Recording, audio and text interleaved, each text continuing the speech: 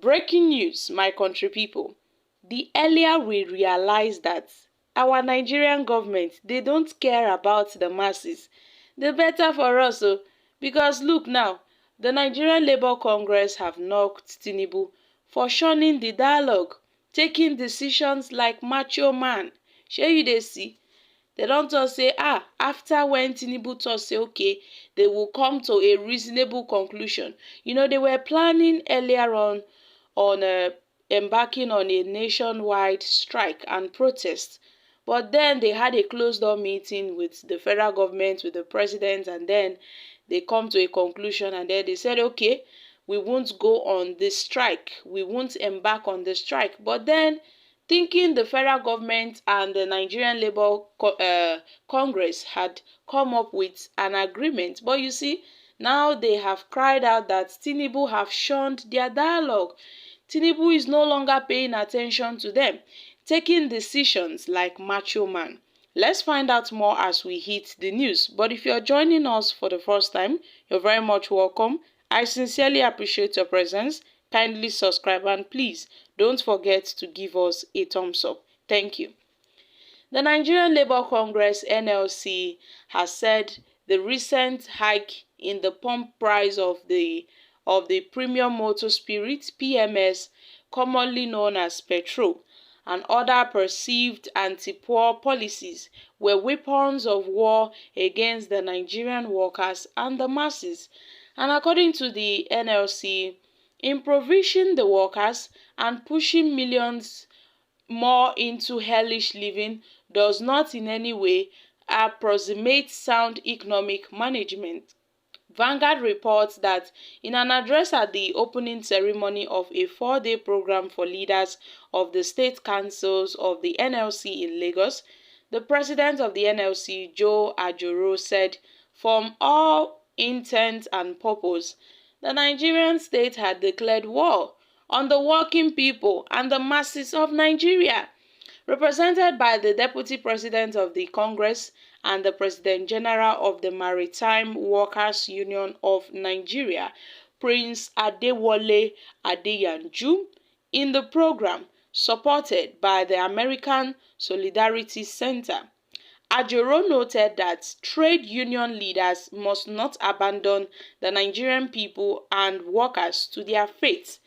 The NLC president said the labor leaders across the country must all join hands in the struggle for the articulation and the protection of rights of the Nigerian workers and the people, with all hope that one day workers of Nigeria will reclaim their natural rights and have been forcefully abridged and trampled upon by uninformed employers and those in the government who ought to have been in the vanguard of guaranteeing such rights. But then various governments in Nigeria have mercilessly trampled upon the rights of Nigerians without any feeling of remorse. You see, the politicians have ganged up against the workers and the masses without any consequences. And it is very important to note that governance in Nigeria is always spoken about the paradoxical dimensions. The government are rooted in the lives of the people and thus ought to have pursued service to them. But in our own nation, the governance have become an instrument for inflicting pains. Yes, our own Nigerian government, they have become an instrument for inflicting pains and sufferings on workers and the masses. So recently, we've all witnessed the steps, the heartless hike in the price of the PMS by the federal government under the so-called guise of the petroleum subsidy withdrawal, without making alternative arrangements to caution the expected and the well-known impact of such action. This policy direction ought to have been the product of dialogue amongst stakeholders, but it was shown by a democratically elected government which rather believes in machismo than that has since left the economy reeling. Well, that clearly shows that the Nigerian state, from all corners is clearly at war with the people and the workers, and they have mounted pressure on the people of all fronts and have robbed the people repeatedly, even when the people have turned the other cheek, refusing to acknowledge that the governance must go hand in hand with social justice if it have any meaning. But then you see, this outlawed comrades is not relenting and would continue if nothing is done to mediate it immediately. And we forcefully bring to the knowledge of our various leaders that rendering many more millions of Nigerians poor could not be an option for punishment. However, impoverishing workers and pushing millions into more hellish living does not in any way approximate a sound economic management. Then you see, the Nigerian workers and the masses cannot continue bearing the brunt of the ill-conceived policies and the outright fantasies of our leaders, the continued suffering of the poor Nigerian workers, so that the rich can continue in their pleasures, in beginning to push events to the edge. Now, a nation with a huge number of poor people, with an increasing number of the working poor, is akin to a mega trouble.